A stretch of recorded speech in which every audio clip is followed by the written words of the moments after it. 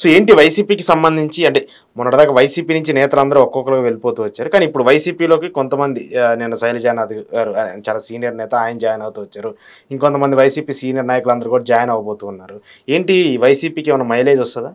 ఖచ్చితంగా శైలజనాథ్ గారి చేరిక రాబోయే కాలంలో ఆయన ద్వారా కావచ్చు, ఆయన రూట్లో కావచ్చు, చాలామంది ఇంకా కూడా వైఎస్ఆర్ కాంగ్రెస్ పార్టీలో చేరతారు. ఒకటి శర్మిల గారు, మన శైలజనాథ్ గారు ఇచ్చిందే కాదు, జగన్మోహన్ రెడ్డి గారు డోర్లు ఓపెన్ చేశాడు. ఇంతకుముందు డోర్లు ఓపెన్ చేయలే ఆయన, ఇప్పుడు డోర్లు కూడా ఓపెన్ చేశాడు. కాబట్టి ఎవరికైనా పోవాలనుకుని ఉంటాయి. ఈరోజు ఢిల్లీ ఎన్నికల ఫలితాలతో ఇంకొంచెం డిఫెన్స్ అయ్యారు. కాబట్టి ఈ భవిష్యత్తులో ఆంధ్రప్రదేశ్లో లేకపోవడం, ఢిల్లీలో పరిణామాలు చూసిన తర్వాత జగన్మోహన్ రెడ్డి ఒక బలమైన ప్రతిపక్ష నాయకుడిగా ఉన్నాడు. కాబట్టి జగన్ గారితో కలవడానికి పెద్ద ఇబ్బంది లేదు. రాజశేఖర్ కొడుకు అంతా కాదు, జగన్తో సహా అందరూ కాంగ్రెస్ వాళ్ళ, ఇంక్లూడింగ్ జగన్ గారు ఫస్ట్ ఎంపీ కాంగ్రెసే కదా. కాంగ్రెస్ బ్లడ్ కలవడం పెద్ద ఇబ్బంది ఉండదు వాళ్ళకి. ఇంకో పార్టీ పోవాలంటే సమస్య వస్తుంది, పుట్టింటి పోయినట్టే ఉంటుంది. కాబట్టి సరే శైలజనాథ్ గారు వెళ్ళడం శైలజనాథ్ గారికి కూడా మంచిది. ఇక్కడ శైలజనాథ్ గారు మంచి వాయిస్, సమర్థుడు. కానీ ప్లాట్ఫామ్ ఆడుంది. ఆయన ఎంత సమర్థుడైనా ప్లాట్ఫామ్ లేకుండా యుద్ధం చేస్తే, సైన్యం లేకుండా యుద్ధం చేస్తే అట్టు ఉంటుంది, అటు ఉంటుంది. ఇప్పుడు శర్మిల గారు, మన శైలజనాథ్ గారికి కెపాసిటీ ఉంది, సమర్థత ఉంది, ప్లాట్ఫారం లేదు. వైసీపీకి ప్లాట్ఫారం ఉంది, బాస్ బేస్ ఉంది. శైలజనాథ్ గారు లాంటి వాళ్ళు వస్తే అదనపు యాడ్ అవుతుంది. వాళ్ళకి యాడింగ్, ఈయనకు ఒక అవసరం, రెండు కలిస్తే ఖచ్చితంగా మంచి ఫలితాలు ఇస్తాయి. శైలజనాథ్ గారి చేలిక వైఎస్ఆర్ కాంగ్రెస్ పార్టీకి మంచి మోటివ్ అవుతుంది.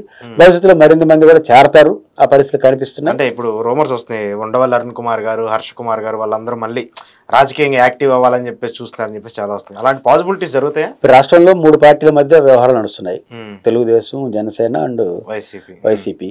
ఇప్పుడు మీరు చెప్తున్న పేర్లు ఏవి కూడా మిగతా పార్టీలతో పోయేవాళ్ళు కాదు. అంటే ఉండవల్లి అరుణ్ కుమార్ అనేది సపరేట్ సబ్జెక్టు. ఉండవల్లి అరుణ్ కుమార్ అనే వ్యక్తి రాజకీయాల్లో నుంచి తప్పుకున్నానని చెప్పాడు. బహుశా దాన్ని సమరించుకొని ఆయన కానీ వైసీపీ వైపు వస్తే ఖచ్చితంగా వైసీపీకి చాలా బెటర్ అవుతుంది. ఉండవల్లి అరుణ్ కుమార్ వాయిస్, వైసీపీకి ఉన్న చాలా దరిద్రాలు పోతాయి. ఎందుకంటే వైసీపీలో అందరూ అద్భుతాలు ఉన్నారు, కానీ ఒక రెండు విమర్శలు ఉన్నాయి వాళ్ళపైన. ఒకటి, విచ్చలవిడిగా మాట్లాడే వాళ్ళు ఎక్కువైనారు, వాళ్ళని తిట్టడం కోసం అని. కానీ ఉండవల్లి అరుణ్ కుమార్ ఎఫెక్టివ్ గా మాట్లాడతాడు, సబ్జెక్ట్ మాట్లాడతాడు, అది మంచి ఇమేజ్ ఇస్తుంది. దాంతో పాటు వైసీపీలో తిట్టే బ్యాచ్ ఉంటుంది కదా, వాళ్ళందరికీ ఉండవల్లి అరుణ్ కుమార్ చూసిన తర్వాత తిట్టగా మాట్లాడాలి మనం, వాళ్ళకి అందరికి క్లాసులు చూపించుకోవచ్చు, వాళ్ళకి అడ్వైజ్ చేయొచ్చు, ఎట్లా మాట్లాడాలి మీడియాతో ఇన్పుట్స్ ఇవ్వచ్చు. ఆయన మాట్లాడే సంవత్సరంలో హెడ్ క్వార్టర్లోనే అన్న కూర్చుంటే వాళ్ళు స్పోక్స్ పర్సన్ 20-30 మంది ఉంటే ఒక సబ్జెక్ట్ కొత్తగా వస్తుంది, దాన్ని అనలైజ్ చేసుకుని నోట్ ఆయనకి ఇచ్చారని కూడా అద్భుతంగా మాట్లాడతారు. ఆ రకంగా వాయిస్కి వాయిస్ అవుతాడు. ఉండవల్లి అరుణ్ కుమార్కి పోయిందే లేదు, ఆయన రాజకీయాలను చూడలేనాడు. ఆయన పెద్ద ఆశించే వ్యక్తి, పదవులు ఆశించేవాడు కాదు, డబ్బులు ఆశించే వ్యక్తి కాదు, మంచి వ్యక్తి. వైసీపీకి ఉండవల్లి అరుణ్ కుమార్ గారు వస్తే ఖచ్చితంగా వైసీపీకి అడ్వాంటేజ్ అవుతుంది.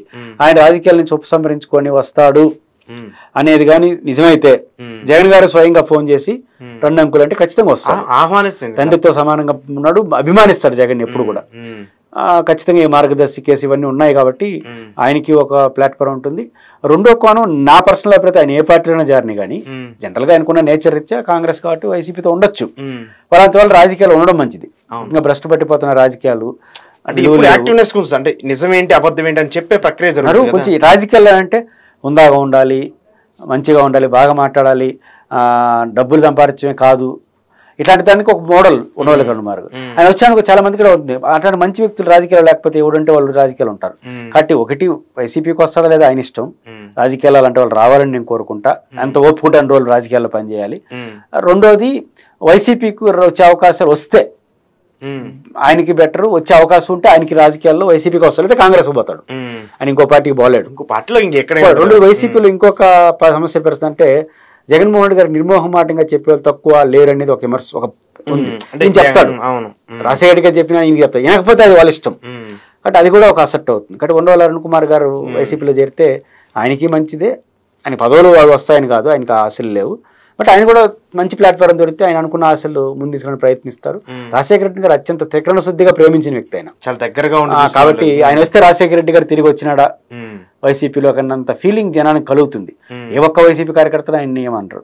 కాబట్టి ఖచ్చితంగా ఆయన వస్తే మాత్రం అద్భుతాలు దొరికితే దానికోసం వైఎస్ జగన్మోహన్ ప్రయత్నించడం మంచిదే. ఆయన ఎన్ని కోట్లు ఉన్నాయి, 100 కోట్లు ఉన్నాయి, ఇది కాదు. ఒక మనిషికి ఒక విలువ ఉంటుంది. ఖచ్చితంగా జగన్ గారు దాన్ని ఆ వార్తలు నిజం చేస్తే వాళ్ళ పార్టీకి మంచిది. Okay okay. అంటే కాంగ్రెస్ 10 ఏళ్ల పాటు సైలెంట్గా ఉంది, సీనియర్ నేతలందరూ కూడా ఎక్కడ పెద్ద యాక్టివ్గా లేదు. సో ఇప్పుడు మళ్ళీ వాళ్ళు యాక్టివ్ అవ్వాలనుకుంటున్నప్పుడు అటు టీడీపీకి వెళ్ళే పరిస్థితి లేదు, జనసేనకి వెళ్ళే లేదు, ఎందుకంటే వాళ్ళందరూ కూడా ఎన్డీఏ వ్యతిరేక భావజాలం ఉన్నటువంటి పార్టీలకు సంబంధించి కదా. సో అప్పుడు ఆపోజిట్గా ఖచ్చితంగా వైసీపీ అడ్వాంటేజ్గా మారే అవకాశం ఉంటుంది కదా. ఖచ్చితంగా ఇప్పుడు మారుతుంది, వాళ్ళు అట్లే ఉంటారు. ఎందుకంటే ఇక్కడ ఇమ్మలేరు, వైసీపీలో ఇమ్మడగలరు. ఎందుకంటే వైసీపీలో కాంగ్రెస్ లక్షణాలనే ఉన్నాయి, ఆ నుంచి వచ్చిన వాళ్ళు. జగన్ గారు రాజశేఖర్ కొడుకు, వీళ్ళు అమితంగా ఇష్టపడే వ్యక్తి, ఇష్టపడే వ్యక్తి పోవడానికి పెద్ద ఇబ్బంది ఉండదు. కాబట్టి ఖచ్చితంగా వీళ్ళు కాంగ్రెస్ లో పోవడానికి రెండోది వాళ్ళు వారసులు వచ్చేసారు చాలా మందికి, వాళ్ళకి మంచి భవిష్యత్తు ఉంటుంది, జగన్ తో అటాచ్ చేసేవచ్చు, వీళ్ళు అడ్వైజర్స్ గా ఉండొచ్చు పార్టీకి. ఇక్కడ ఖచ్చితంగా కాంగ్రెస్ నుంచి ఎవరైనా రావాలంటే ఫస్ట్ ఆప్షన్ ఖచ్చితంగా వైసీపీ అవుతుంది. రెండోది అధికారంలో కూడా లేరు కాబట్టి అధికారంలో ఉండేవాడు చేర్చుకోవడానికి కూడా పరిమితులు ఉంటాయి, ఆ పవర్ ఉందట వచ్చారులే అనుకుంటారు, ఇక్కడ పనిచేసే అవకాశం. కాబట్టి ఎవరు వచ్చినా ఇప్పుడు పనిచేసి 4 ఏళ్ళు పనిచేస్తే భవిష్యత్తు ఉంటుంది. అంటే వాళ్ళ గౌరవాన్ని రావాలని కూడా అపోజిషన్ లో ఉండాలి. ఏ అపోజిషన్, కాంగ్రెస్ లో ఉంటారా, వైసీపీలో ఉంటారా, కమ్యూనిస్టులు ఉంటారా, వాళ్ళ ఇష్టం. కానీ అపోజిషన్ అనేది కాంగ్రెస్ కి మంచిది. అధికార పార్టీ పోతే ఇన్ని రోజులు లేదు కాబట్టి వచ్చా ఉంటారు. కాబట్టి కాంగ్రెస్ వాళ్ళకి అక్కడ సహజం కదా, ఎవరికైనా సార్ వాళ్ళకి 32, అందులో 3 పార్టీలు, మళ్ళీ వీళ్ళు చేర్చుకొని అదనపు భారం అవుతుంది తప్ప ఇంకేం కాదు. టికెట్లు ఇచ్చే పరిస్థితి ఉండదు, ఇబ్బంది ఉంటుంది. ఖచ్చితంగా వీళ్ళకి మంచి అసెట్ అయితే అవుతుంది. ఇంకోటి మన వివేక గారి హత్య కేసుకు సంబంధించి దస్తగిరి చేత 0 ఎఫ్ఐఆర్ నమోదు చేసి మళ్ళీ ఆ కేసుని తిరగదోడుతున్నారు. సో ఎందుకు ఈ 9 నెలలు అయిపోయిన తర్వాత మళ్ళీ ఈ ఇష్యూని బయటికి తీయటం? ఇప్పుడు సుప్రీంకోర్టులో విచారణ జరుగుతుంది, సుప్రీంకోర్టు తొందరగా చేయమనేది ఒక డెడ్ లైన్ ఇచ్చింది, మళ్ళీ ఏదో వాయిదా కొంత టైం ఇచ్చినట్టున్నారు. కానీ అది కంటిన్యూ చేస్తే సరిపోతుంది. సిబిఐ తన విచారణను వేగవంతంగా త్వరితగతిలో పూర్తి చేసి ఏం తేలింది, వాళ్ళు ఏమి నిర్ధారించారు, ఆ నిర్ధారణకు రావడం దీనికి పరిష్కారం. దానికి కాకుండా ఏ టర్న్ తీసుకున్నా అది మరింత వివాదం అవడం తప్ప ఇంకేముండదు. అంటే సిబిఐ అత్యున్నత సంస్థ దేశంలో. పవిచ్చు జగన్మోహన్ రెడ్డి గారు సిబిఐ విచారణ వద్దని ఆ రోజు అన్నాడు, మేము విచారణ జరిపిస్తున్నాం వద్దన్నాడు. ఇప్పుడు ఆయన సిబిఐ విచారణ వ్యతిరేకించట్లా. తెలుగుదేశం, జనసేన, బీజేపీ అసలు వ్యతిరేకించే అవసరం లేదు, ఎందుకంటే మీరే కేంద్ర రాష్ట్రం ఉన్నారు. కాబట్టి ఇప్పుడు సునీత గారు ఎవరైనా సరే ఇంక దాన్ని అభ్యంతరం చెప్పేదానికి అవకాశం లేదు, ఎందుకంటే మీరు పవర్లో ఉన్నారు, అంటే మీరంటే మీకు ఆ రోజు సపోర్ట్ చేసిన వాళ్ళు. కాబట్టి సిబిఐ విచారణ త్వరగా పూర్తి చేసి నిజాలని మంచి అడ్లను వాళ్ళు చెప్పడం తప్ప దీనికి ఒక పరిష్కారం చేయకపోతే ఇట్లాంటి కొత్త వచ్చి కాంప్లికేట్ అయ్యే అవకాశాలు ఉంటాయి. Okay okay.